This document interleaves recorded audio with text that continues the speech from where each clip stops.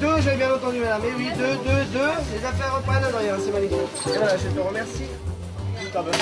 Il y a 10 ans, Fabrice Neury témoignait dans l'émission Scène de ménage sur les accros au boulot.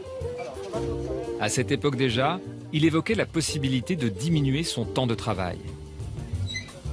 À un moment donné, vous rentrez dans un engrenage où vous ne pouvez plus tellement revenir en arrière. Si demain, je me dis, je vais ralentir ma production, je vais moins en faire, et à la fin du mois, je ne peux pas boucler mon mois. Alors, le choix, il est de quoi? Il est de booster encore pendant 4-5 ans, mais vraiment à fond, puis se dire tant pis. Moi, je me dis qu'à 45, 50 ans, je veux dire, ma ligne droite, elle sera déjà passée, elle sera derrière. Vraiment, je ne vois pas comment on peut faire. Donnez-moi la recette miracle pour donner 100% des deux côtés. On n'est qu'un être humain, donc je sais pas quoi. Cette recette miracle, vous l'avez trouvée? Non, toujours pas. Donc vous boostez toujours autant? Alors je booste autant, mais différemment.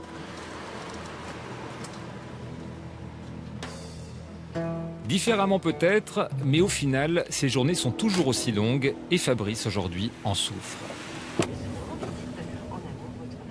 Effectivement, aujourd'hui, je m'aperçois à l'aube de mes 50 ans que je suis quand même un peu fatigué, on va dire. Mon corps lui-même est fatigué. J'ai à peu près mal partout. Que ce soit les articulations, que ce soit le dos. J'ai de l'urticaire nerveux, on va dire. Des démangeaisons qui me prennent régulièrement. Donc voilà, l'état du corps physique n'est plus au top, on va dire. Voilà. Moralement, c'est aussi un peu épuisant. Quand je suis un peu fatigué, il suffit des fois de toucher juste la corde de l'aide sensible. Et là, je pars. Et là, je dois pleurer, je dois me vider, quoi. En ce moment, ça m'arrive assez régulièrement, quand même.